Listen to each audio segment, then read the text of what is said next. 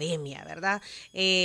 Sandra de Barraza, socióloga y además directora actualmente de Proyección Social de la Universidad Doctor José Matías Delgado, nos acompaña en esta mañana en nuestra charla principal. Sandra, buenos días. Hola, Buenos días, Diana Verónica. Buenos días, Tony. Un gran gusto estar aquí compartiendo con ustedes. feliz Día Internacional de la Mujer, Sandra. Muchísimas gracias, Tony. Muchísimas gracias. Es un día de reflexión. En este día, mi reflexión matutina se Sa- refiere a mujeres ocupadas, encerradas, cuidando con abnegación a niños con discapacidad. Sandra, Conozco a antes de, solo antes de varios. continuar, Sandra, nos hace el favor de encender su cámara, que no la podemos apreciar por... Listo, perdón. ¿Estamos?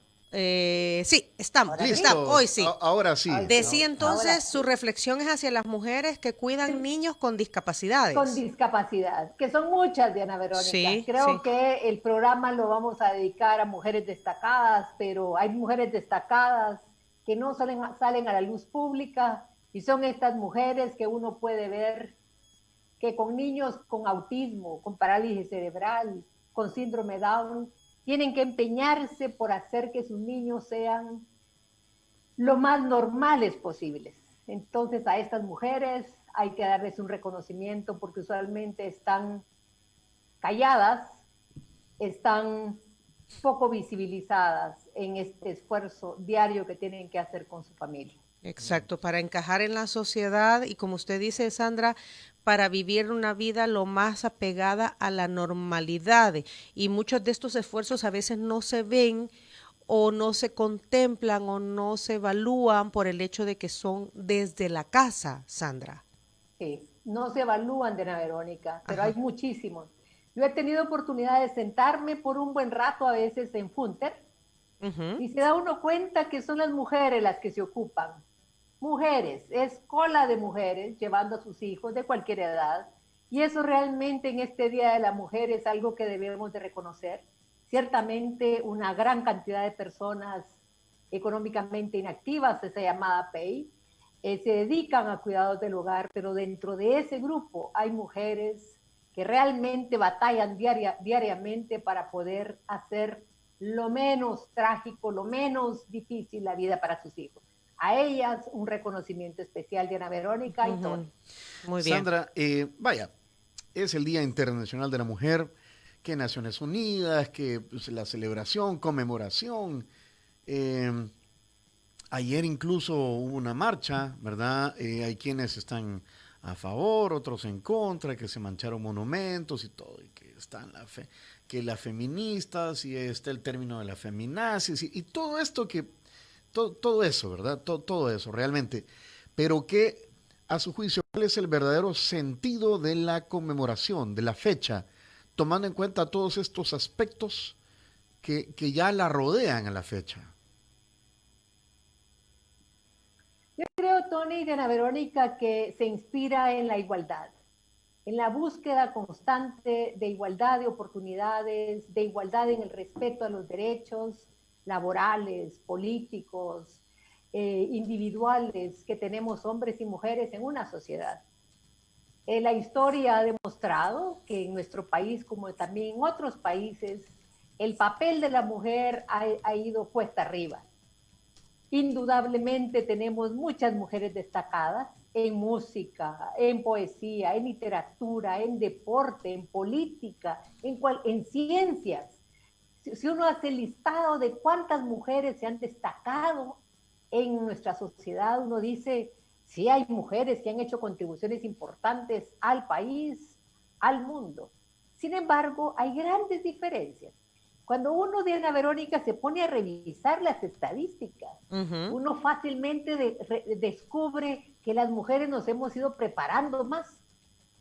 Estamos con relación a los hombres a veces un poquito con mayor escolaridad que los hombres.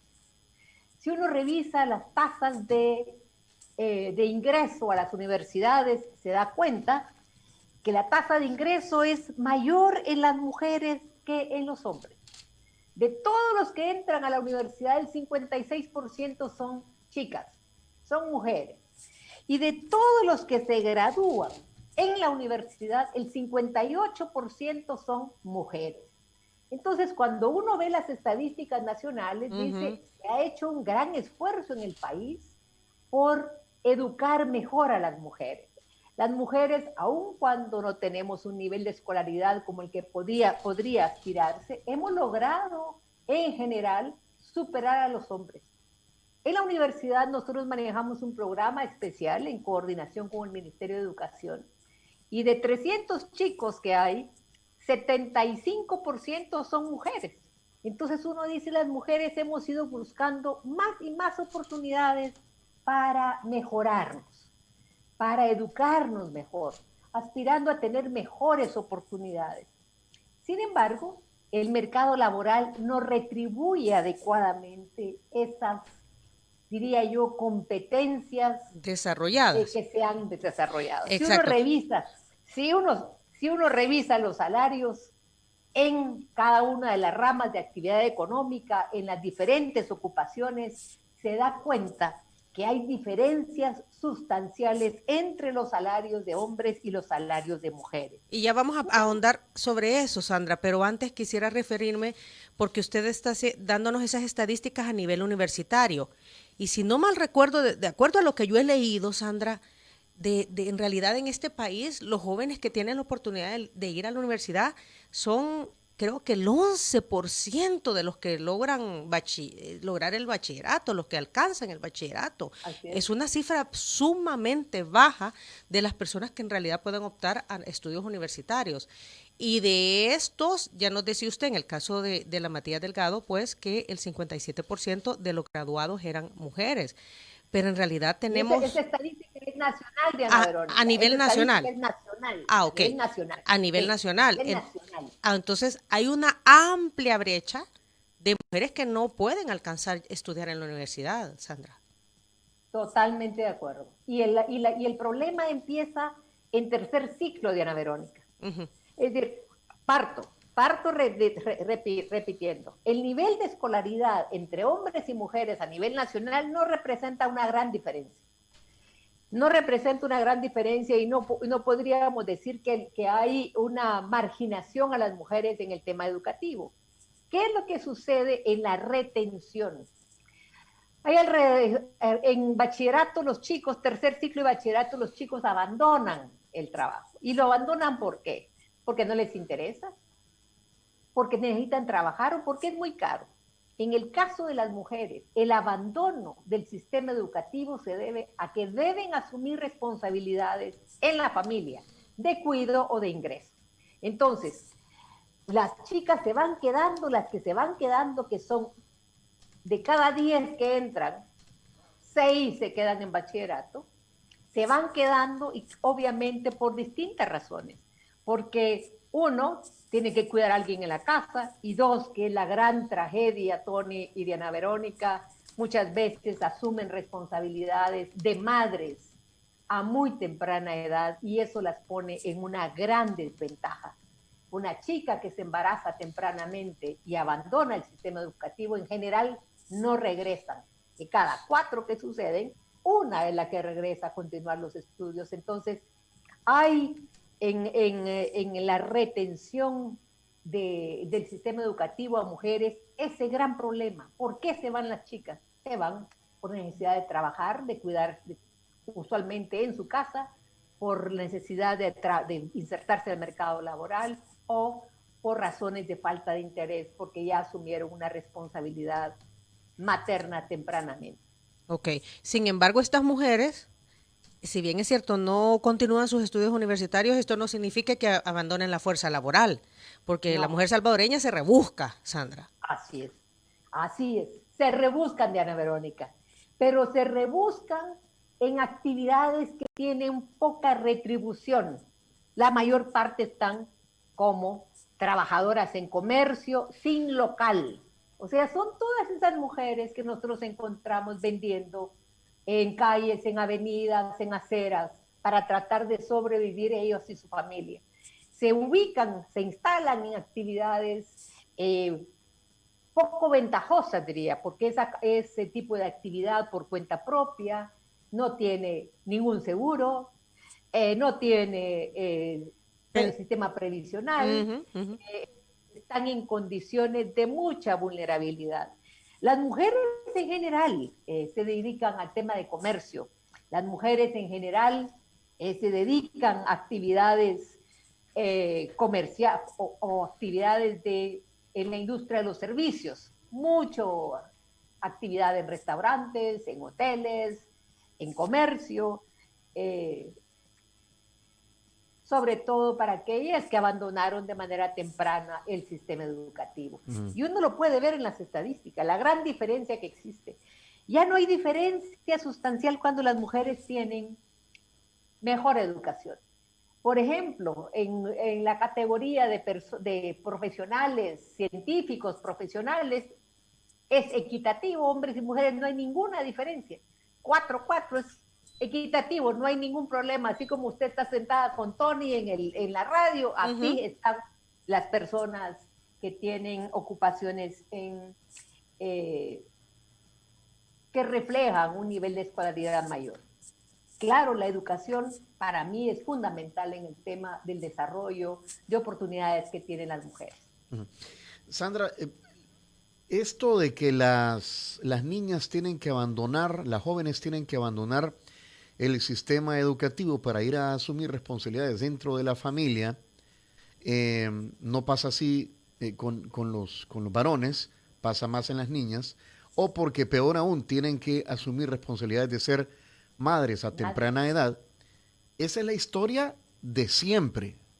Y yo no sé si eso se ha revertido, ha mejorado en favor de las mujeres, o es un tema que va a ser eterno, pues yo no sé. O sea, o dependiendo del estrato socioeconómico, hay diferencias. Sí, porque no sé si esto esto lleva a un tema que es tabú, o que cuando se aborda desde el punto de vista religioso, y es el tema de la Educación de la sexual. educación sexual.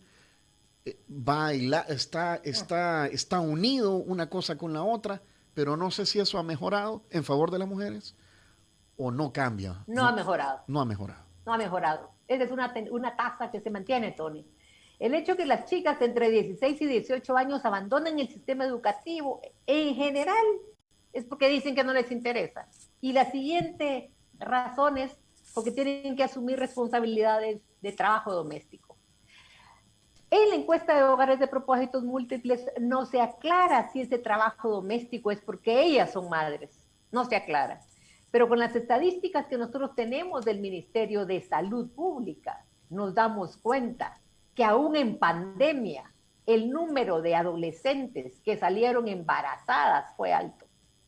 Nunca nosotros nos ocupamos a preguntarnos por qué salió embarazada la chica. Y eso está vinculado con el tema de violencia en el hogar, porque es obvio que en nuestra sociedad aun cuando tenemos leyes que favorecen la denuncia, hay abusos de personas cercanas que al final terminan con un embarazo no deseado, que afectan a las niñas, que afectan su desempeño y que obviamente truncan todo su futuro. Esa tendencia no ha cambiado, Tony, es lamentable, y es un hecho que cuando las chicas abandonan el sistema educativo de manera temprana, no terminan el bachillerato, no logran tener mejores oportunidades de trabajo y se condenan a reproducir las condiciones de pobreza. Por eso, con mucha razón, se afirma muchas veces que la pobreza tiene un rostro femenino y que en ese rostro femenino es difícil no reproducirla porque con condiciones poco favorables de ingreso, con falta de educación sexual, como tú estás planteando, aquí hay un tabú para que enfrentemos la educación sexual. Sería diferente que nosotros como mujeres estuviéramos apropiadamente educadas, empoderadas, con autonomía y con responsabilidad propia para poder decidir cuándo y con quién queremos procrear un hijo o una hija. O poder decir no. Esa es una brecha. Ajá. Sandra, usted que ha estudiado este fenómeno, la segunda causa de que las niñas, dice, abandonen los estudios es porque se convierten en madre, y no necesariamente porque se convirtieron en madre porque querían, sino que muchas veces es producto de la ignorancia o de violación o de intimidación. No, comento. Ajá. Es decir, la tercera causa es por trabajo doméstico y cuidado. La encuesta no dice si es por embarazo. Eso sale en los datos estadísticos del Ministerio de Salud. Pero el Ministerio de Salud reporta, es decir, una cantidad considerable de niñas embarazadas, menores de 18 años, que están embarazadas y que obviamente truncan totalmente su futuro. ¿Por qué? Porque tienen que asumir responsabilidades en la sobrevivencia y el desarrollo de los hijos. De los hijos. Sandra. El embarazo temprano, Diana Verónica, no deseado y peor, producto de una violación, producto de una agresión sexual, es un tema que no hemos logrado abordar apropiadamente aquí en el país. La educación sexual es un déficit que nosotros tenemos para que las mujeres podamos decidir con autonomía o cuidarnos con autonomía. Todavía el hecho de denunciar agresiones, hay temor por las amenazas, y aun cuando en la fiscalía, aun cuando organizaciones e instituciones de mujeres se registran sistemáticamente un mayor número de denuncias, ese es un tema de la que las mujeres usualmente nos quedamos calladas. No hay suficiente valentía para ir a denunciar hechos de agresiones sexuales, que creo, Diana Verónica y Tony, es uno de los principales problemas para las niñas aquí en El Salvador. ¿Por qué no abordamos seriamente como país el tema de educación sexual? O sea, ¿qué lo impide? O sea, ¿quién atrasa? ¿Quién detiene? Yo creo que aquí hay una inapropiada concepción. Se cree que si las mujeres sabemos más de sexo, podríamos, entre comillas, inclinarnos más al sexo, y creo que eso no es válido. Creo que en esta cultura machista todos creemos que son los hombres los únicos que deben saber de sexo, ¿verdad? Y no es así. Es decir, hay esfuerzos que se han hecho, materiales que se han diseñado, que siempre enfrentan un gran problema, el gran variedad de esa, entre comillas, moralidad mal interpretada. Digo moralidad mal interpretada porque la actividad sexual es algo normal. La locura hormonal de los chicos, adolescentes y jóvenes es normal. El estímulo sexual que los chicos, en el que el chico vive en este momento, es una realidad.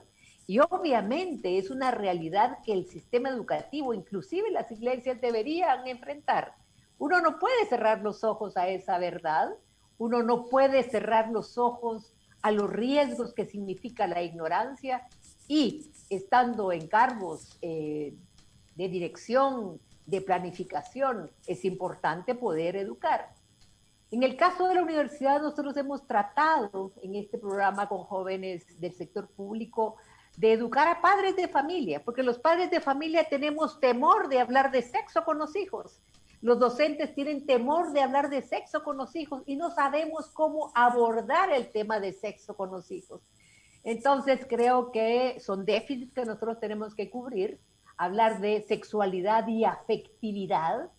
Diana Verónica decía al principio, hay que saber decir no. Sí, hay que saber decir no. Creo que eso las mujeres debemos de tenerlo claro. Hay que saber decir no, no quiero. Y muchas veces las mujeres no tenemos ese empoderamiento de decir no, no quiero. Es decir, que es también reflejo de la educación que nosotros tenemos, de la autoestima, de la autonomía con la que nos han formado.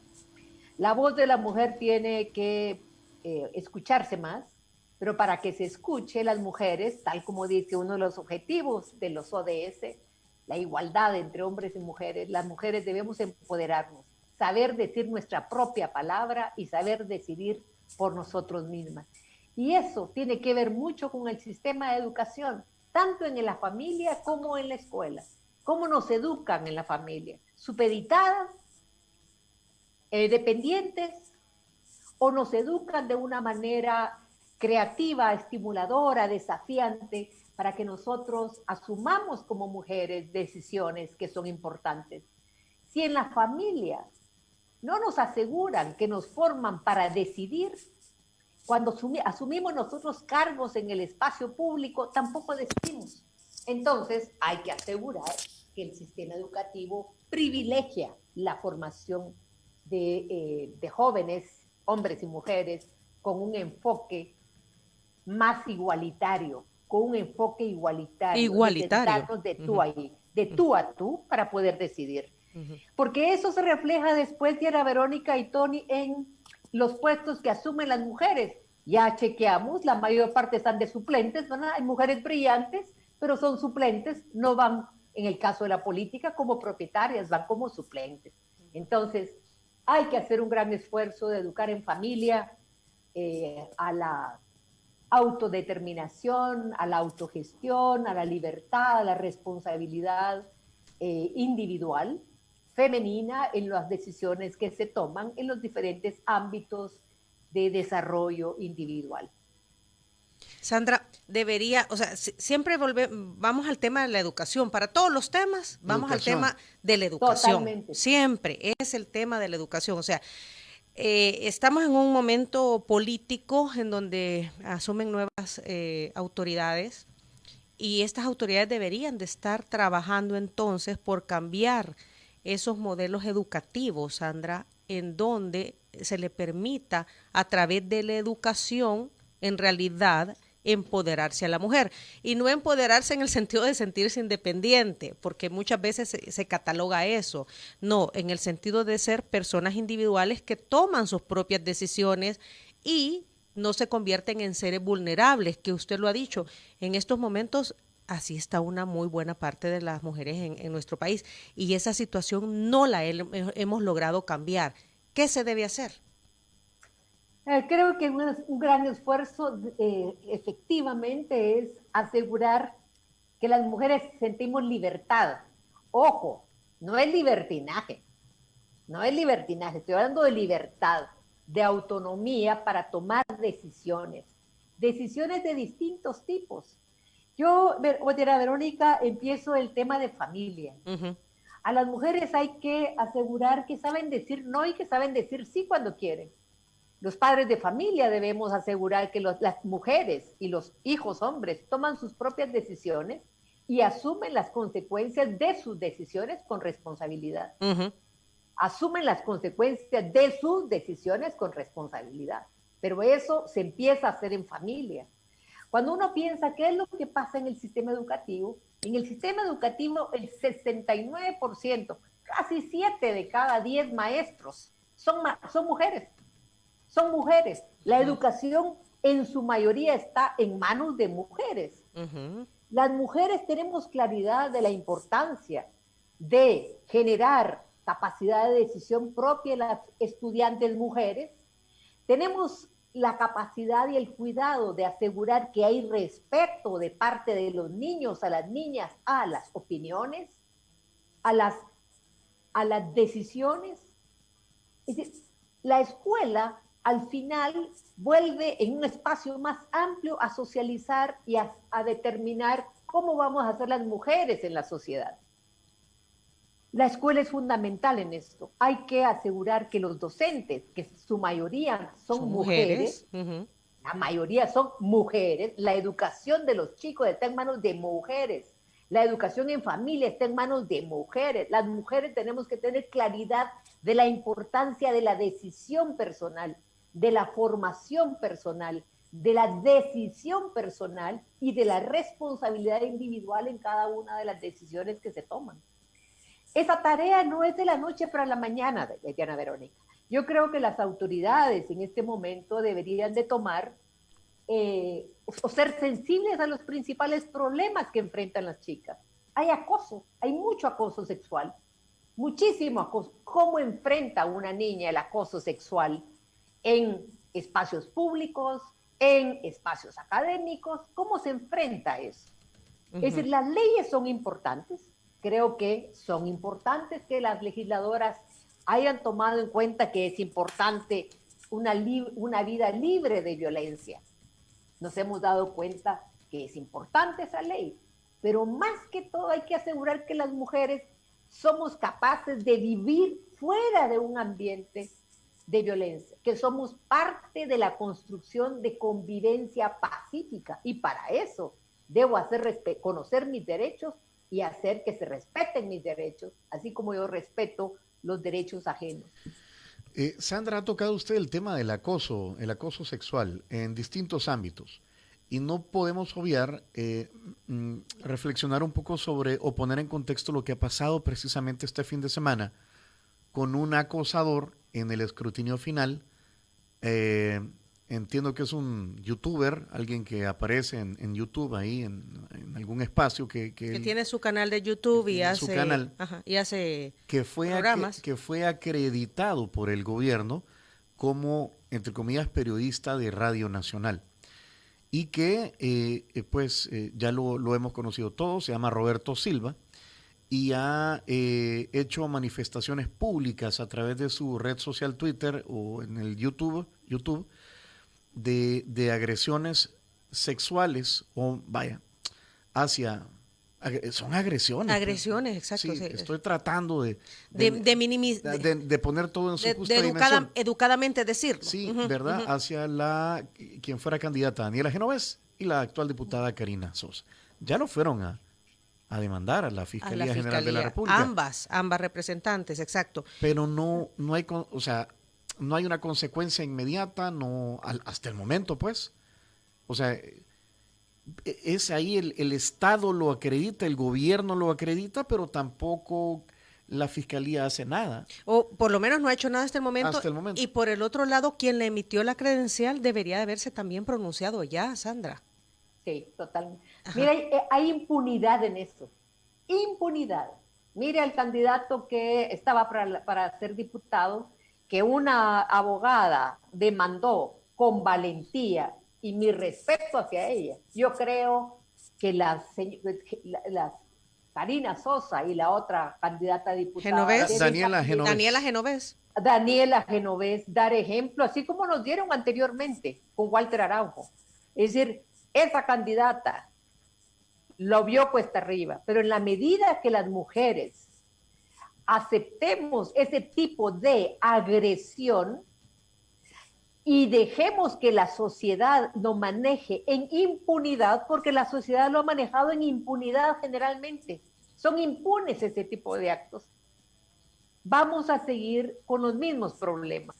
Es decir, hay un marco legal que las mujeres debemos aprovechar, y espero que estas mujeres que tienen cargo público, que son agredidas públicamente por el papel que juegan en la sociedad, pues se empoderen y tengan paciencia con la respuesta lenta del Estado, para que en algún momento podamos ir cerrando con hechos concretos ese tipo de prácticas sociales que se dan en todas partes. En las escuelas, mira, Diana Verónica y Tony, docentes que han agredido a sus estudiantes, ¿qué es lo que hacen? Cambiarlos de centro escolar. Me pregunto, ¿es eso un castigo para el agresor de una niña? No es un castigo. Eso es tolerancia e impunidad en el tema administrativo. Es que eso es no querer enfrentar de cara a cara un problema que está allí, Sandra. Está allí, se tolera y se deja de manera impune. Cambiar a un profesor de un centro escolar a otro porque agredió a una niña, ¿qué castigo tiene eso? No pierde ni siquiera su cargo. Eso no puede ser. No puede ser que la sociedad tolere ese tipo de actitudes.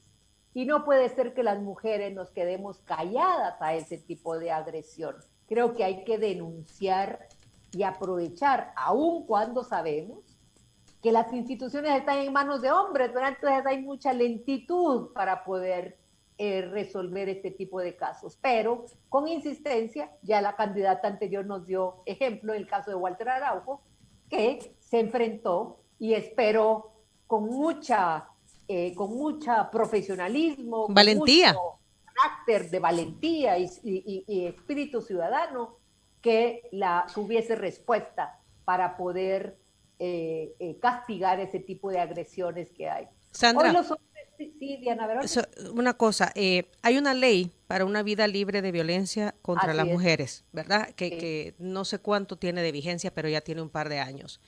Y estas expresiones, por ejemplo, de denigrar a una mujer están dentro de esa ley. Muchos dicen que en este país el problema no son que no hayan leyes es que no se aplican. O sea, ¿qué deberíamos entonces estar esperando como sociedad respecto a este tipo de situaciones? O sea, que la ley en realidad se aplique y se aplique rápido y sea efectiva, porque usted lo ha mencionado, o sea, el caso de un maestro, lo que hicieron es cambiarlo de centro escolar, entonces la ley no se aplica. No es un problema No de se aplica. leyes, es un problema de aplicación de las leyes. Es problema de aplicación de las leyes y problema de voluntad de las autoridades de aplicarlas, ¿verdad? De tolerancia de las autoridades a ese tipo de actitudes de agresión. Yo creo que se han ido destapando, Diana Verónica. Creo que se han ido destapando ese tipo de casos. Creo que la ley lo que nos ha permitido es descubrir que hay mucho más de lo que nosotros podemos imaginarnos en el interior de los centros escolares, de los centros laborales, al interior de las iglesias, inclusive que hay agresión para niñas. El marco legal ayuda, pero no es suficiente. Creo que hay que hacer un gran esfuerzo por difundir este tipo de marcos legales con los niños y las niñas, con las madres de familia, explicando cuál es el tema de la institucionalidad. Las mujeres que ven agredidas muchas veces a sus hijas necesitan un gran apoyo, es decir, un gran apoyo de decir, vaya y denúncielo. En la respuesta cuando uno dice, vaya y denúncielo es, mire, ¿y qué va a pasar a mí? ¿Qué me va a pasar a mí, a mi gente ahí en el pueblo? Porque generalmente hay muchos casos desde mi pueblo. Yo viví eso con una persona cercana a mí. Mire, me da pena decir, pero a mí me da miedo qué va a pasar con mi familia. Les genera miedo. Necesitamos asegurar que se apoya moralmente, afectivamente a mujeres que han sufrido este tipo de agresiones, ya sea ellas mismas o en sus hijas, para que la sociedad vaya dando avances. Si las mujeres no nos empoderamos con eso, si las mujeres no leemos el marco legal, lo entendemos y lo aplicamos, vamos a seguir aceptando ese tipo de decisiones machistas, alargamiento de las decisiones en las instituciones que favorecen, que profundizan la impunidad ante este tipo de hechos.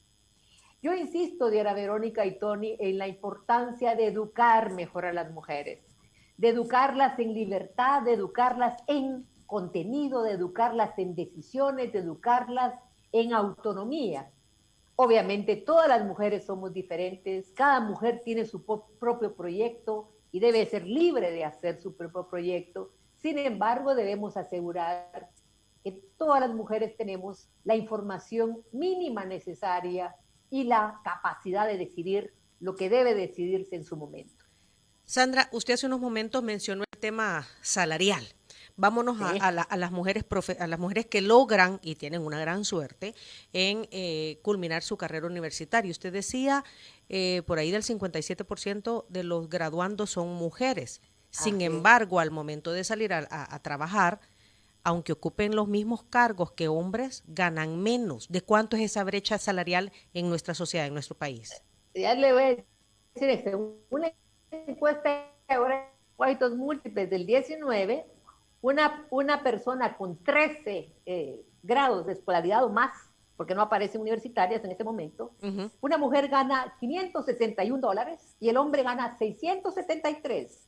Significa $112 más que las mujeres, con el mismo nivel de escolaridad.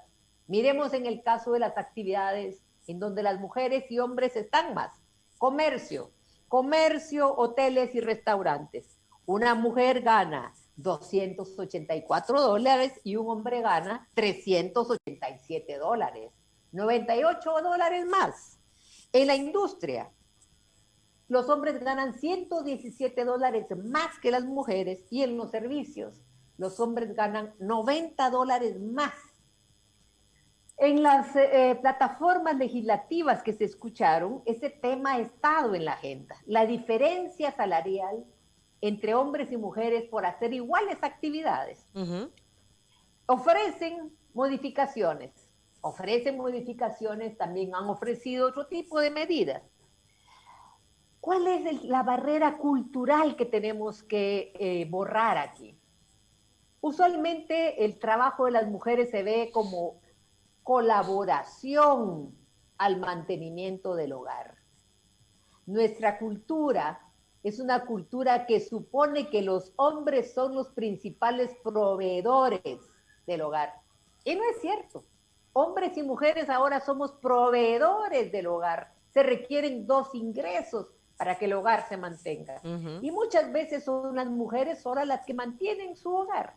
Entonces las mujeres nos debemos de vender no como colaboradora, ayudo al ingreso familiar, No, hombre, no, ajá. mantengo mi hogar, es el tema que nosotros debemos decir. Ok, Debemos asumir una me gusta capacidad esa de frase. negociación mayor.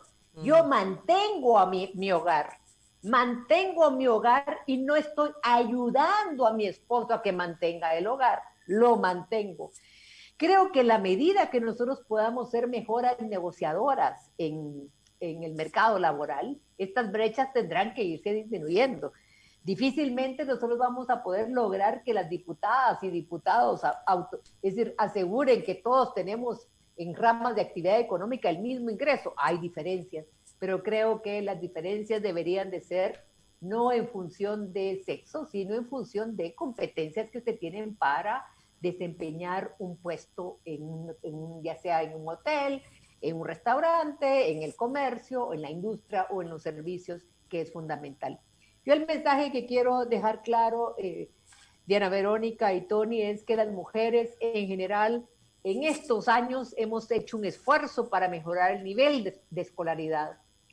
Notoriamente hay más mujeres profesionales, más mujeres científicas, pero es un hecho que hay una gran diferencia y disparidad salarial que debe reconocerse y que debemos enfrentar para asegurar que hay igualdad en oportunidades con las mujeres. Sandra, ¿y cómo se define este salario para hombres y mujeres? Vaya, usted decía en el tema industria, hay una diferencia como de $96, $94. Hay $8. Ajá, ¿cómo se define? O sea, a ver, están contratados en el mismo puesto, pero para el hombre es un salario, para la mujer es el otro. ¿Cómo es la cosa? ¿Cómo funciona? En términos generales, mismos puestos tienen distinto tipo de salarios. Esta es información de la encuesta de hogares de propósitos múltiples del 2019. Es información reciente. Sí. Es decir, en donde hacen una encuesta, que es en una encuesta, una actividad muestral que hace la Dirección General de Estadística y Censos, y siempre refleja esas diferencias, que hay brechas enormes entre los ingresos de hombres y mujeres por escolaridad y por actividad económica que se desempeñen. Esto hay que enfrentarlo, porque no es justo, no hay igualdad, es inequitativo. Habría que discutir en cada una de las empresas cómo se hace. Esto es a nivel nacional. Pero el tema de salarios equitativos es un tema todavía pendiente. Y voy a decir casos por los que las mujeres pueden tener salarios menores. Se pide permiso porque el niño se enfermó, se pide permiso porque el niño está hospitalizado, se pide permiso porque no llegó la asistencia a la familia para poder dejar al niño ocupado. Es decir, las mujeres en el mercado laboral tenemos desventajas, Diana Verónica y Tony. O sea, Siempre tenemos que tener alguien que cuide a nuestros hijos. Se asume de antemano entonces. La ley que salió de que en cada empresa que tenga mayor de cierto número de empleados haya una sala cuna, se ha ido postergando. Sí. Se ha ido postergando y creo que va a entrar hasta el año 2022 en vigencia. Es un hecho que eso pone a mujeres en desventaja. O sea, lo que usted dice, Sandra, es que los empleadores asumen que le deben pagar menos a una mujer porque de antemano ya se presupone de que van a pedir permisos porque el niño se enfermó, de que van a tener que ir al hospital, o sea, de que pueden quedar embarazadas, de que van a faltar. Porque, a ver, se supone que no sé cómo llamarle yo en realidad el concepto, van a rendir menos, van a estar menos, van a asumir de repente menos tiempo, menor responsabilidad, porque tienen otra responsabilidad que cumplir, que es el ser madre. Y Sandra y yo pues somos mamás y no no vamos a mentir. O sea, al momento que se nos enferma un hijo, dejamos todo. Y eso incluye el trabajo. Totalmente. Ajá, eso incluye el trabajo. Entonces, ahora bien, yo esperaría que como sociedad apoyemos eso. O sea, apoyemos a las que llevan las riendas de alguna manera, porque hemos discutido aquí, los dos tienen responsabilidad, papá y mamá, pero deberíamos como sociedad apoyar a quien tiene que hacer frente a ese tipo de situaciones. Usualmente, Diana Verónica, no son los hombres los que piden permiso para llevar a los hijos al médico. No. Tampoco son los hombres los que van a matricular. Cuando no llegó la asistencia, tampoco los que llevan a la escuela, a las reuniones familiares. Entonces, eso es reflejo de nuestra sociedad, Diana Verónica. Somos las mujeres las que asumimos eso. Y eso tiene un costo para las empresas.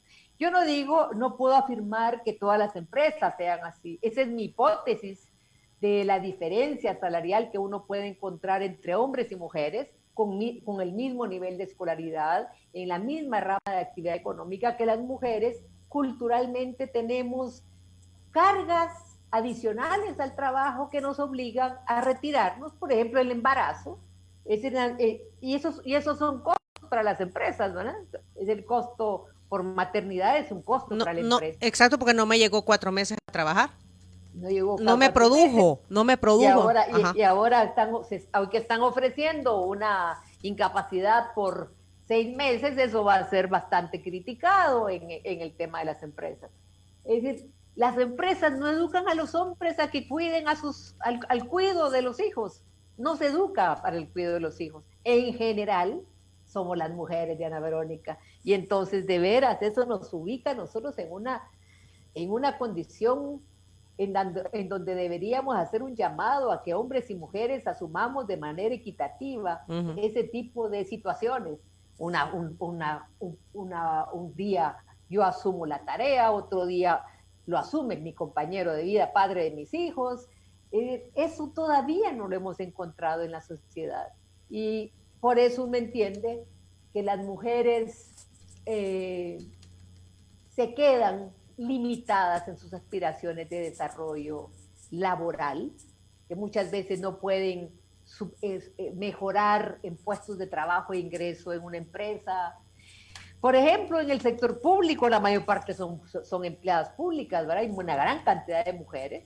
En el sector docente también, en donde las mujeres están buscando siempre un espacio en donde sea más fácil poder combinar mi tarea de maternidad con mi tarea profesional. Y ese es un gran desafío que no siempre se logra resolver. Voy a decir algo que yo no sé si va a caer mal, pero los problemas que tenemos como sociedad, Sandra, tienen que ver mucho con el no cuido que nuestros niños necesitan, niños y jóvenes. Entonces, este tiempo de la mujer o del padre de familia con los hijos desde la empresa debería verse como una inversión, no como un voy a dejar de ganar a través de esta fuerza productiva.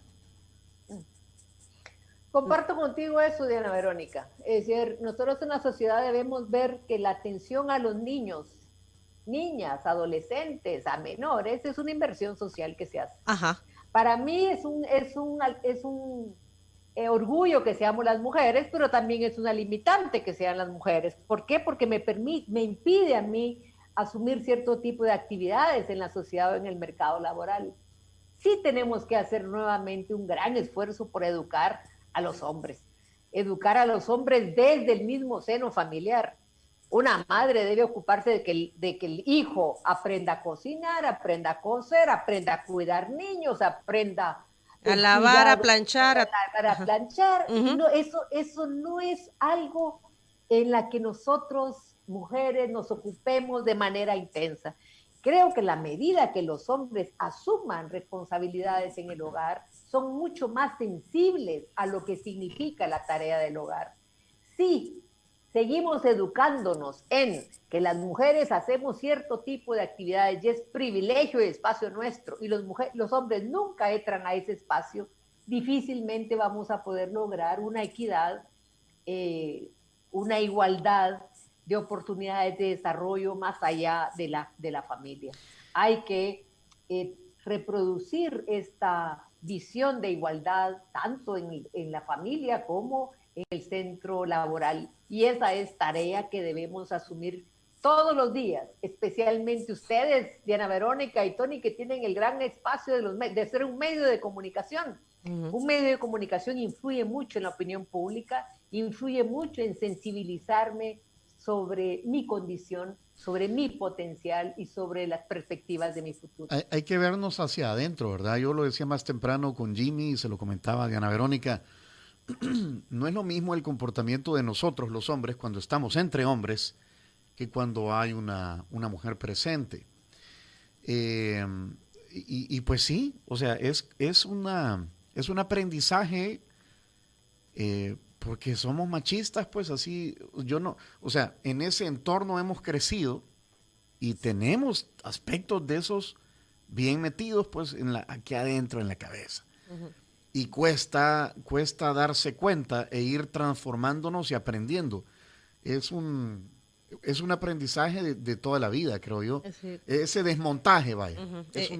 Tú dices los que ya crecieron así. Quiero leer unos comentarios también, Sandra, de nuestros amigos radioescuchas que tienen que ver con la plática que estamos teniendo, porque ahí hay otros comentarios de tipo político. Ani Machuca dice, tiene razón Sandrita. Cuando yo era joven, a todos los compañeros les incrementaron el salario, menos a mí, porque en ese año operaron a mi hijo y tuve que pedir permiso por eso. Muchas gracias, Sandrita, por ese excelente análisis. Un poco lo que usted decía, Sandra, como la mujer es la que va a pedir permiso, es la que va a faltar más, de repente, entonces ahí se da el tema de la brecha salarial. Y aquí salió un hombre, Vladimir Lobato, y dice, hey, difiero de ese último comentario. Sí habemos hombres que dejamos el trabajo o pedimos permiso para llevar los hijos a médico u otras actividades. Sí existimos también. Yo creo que esto va con lo que usted decía, Sandra, de que una vez tú, otra vez yo, que ambos que compartamos los roles, pues. Así es. ¿Verdad? No, es que la mamá es la que tiene siempre que llevar al niño o a la niña. En esto siempre hay excepciones, Diana Verónica, sí. Qué bueno que hagan excepciones y qué bueno que hagan padres como el señor Lobato que hace diferencia. Yo conozco a muchos que hacen diferencia, pero en general, la cultura que prevalece es una cultura en donde somos las mujeres las que asumimos esa tarea con exclusividad y eso tiene implicaciones laborales. Es decir, implicaciones laborales para ambos, pero esto hay que asegurar que lo tomamos como un proceso, es un proceso educativo y como tú dices, Tony, no es de la noche a la mañana, es un proceso que hay que asumirlo con conciencia, hay que asumirlo y actuar sobre esa realidad de una manera comprometida, sabiendo a dónde queremos llevar el desarrollo humano, la igualdad de oportunidades entre hijos e hijas. Sí, ¿verdad? Solo que hay que acelerar esos procesos, ¿verdad, Sandra? Hay que acelerar. Y ustedes en medios de comunicación, Diana Verónica, tienen mucha oportunidad de hacerlo. Nosotros trabajando en educación tenemos mucha oportunidad de hacerlo, de inventarnos cosas para reflexionar sobre el papel de las niñas, el papel de las madres, aportar información. Tenemos oportunidad de hacerlo y creo que ese es lo que hay que aprovechar, ¿verdad? La oportunidad de poder influir en niñas, en niños, en madres, en padres, para que nosotros tengamos una sociedad con menos inequidades entre hombres y mujeres. Ojalá y esta plática haya abierto los oídos de muchas, ¿verdad? Y de muchos. Ojalá, y ojalá que no sea solo plática del 8 de marzo, es una tarea que debemos de tener los 365 días, ¿verdad?, del año, porque el marco legal afecta mucho a los hombres. Hoy cualquier mujer puede decir, el pacto legal es un marco legal que afecta a los hombres, hay que tener conciencia sobre eso, ¿no? Y en ese marco, las personas que tenemos esposo, hermanos, hijos, sobrinos, nietos, tenemos que asegurar que logramos educarlos dentro de una nueva perspectiva en la relación con las mujeres. Bueno, miren, y no nos anden diciendo, mire linda, mire cosita, mire tierna. El otro día un hombre me dijo a mí, un vendedor, ¿y a cuánto vale esto? Tanto tierna. Y dije yo, si de tierna es lo menos que tengo yo, porque este hombre me dice tierna. O sea, pues sí. O sea, ese tipo de expresiones, a ver, culturalmente han estado. ¿Y a dónde dejas al otro patán? También en el escrutinio final. Ah, sí, ese es otro caso. Sandra, no sé si usted lo vio. Puede ser, hombre. Ajá, o que un patán que disculpen el término, pero es así, que está en una mesa de escrutinio, llega una periodista de Canal 10, le hace unas preguntas sobre cómo va el escrutinio, y tierna y cosita, o sea, cada vez que le contesta le da un adjetivo de estos. No, y pues sí, acosándola. Terrible. Terrible, dirá Verónica. Ajá. Esas son las cosas que no pueden tolerarse. Definitivamente no pueden tolerarse. Y hay que denunciarlas. Sí, bueno. Sandra, muchísimas gracias. Muchísimas gracias. Es una situación en proceso, compleja, difícil. Ser mujer en El Salvador es ser yuca, ¿verdad? Es difícil, pero aquí vamos empujando, Sandra. Sí. Vamos empujando con mucho orgullo, Tony. Sí. Le voy a decir, las mujeres hacemos diferencia y hay muchísimas mujeres que en el país han hecho diferencia pública en muchos aspectos, en muchísimos aspectos, pero eso es cuesta arriba. No es fácil, es cuesta arriba. Después dicen que a mí me ha agradado muchísimo compartir con ustedes este tema. Hay mucho por hacer. Definitivamente hay mucho trabajo. Después que no digan que es que esa mujer es bien enojada. Y asumimos que, vaya, usted que está en el tema educativo en una de las universidades más importantes, nosotros que tenemos este micrófono enfrente todos los días, tenemos que no podemos, tenemos que seguir adelante. Seguir adelante, así es. Aquí dice otra amiga Radio Escucha, terminación 0901, buen día, por mi casa pasa un pickup, vendedor de frutas y verduras, y siempre dice, vaya hija, aquí le llevo, lo cual me parece feo que nos diga hija. Es como decir, es como que me esté diciendo, yo soy tu tata, dice. Sí, son expresiones que culturalmente han estado ahí, ¿verdad? Pero que ahora con educación hemos entendido que no son expresiones que se deban de hacer, de decir. Porque son expresiones de dominio. Son expresiones de dominio. Sí. Ajá. ¿No es así? Ok. Sandra, qué gusto. Muchísimas gracias por su tiempo. Igualmente, y por los Verónica, datos. Tony, muchísimas gracias, un gusto haber compartido, y a todas las mujeres tenemos la gran bendición de tener hijos, hijas en nuestras manos, hagamos lo mejor siempre con ellos. Un gran abrazo a cada uno de ustedes. Un abrazo. Abrazo, Sandra. Muchísimas gracias.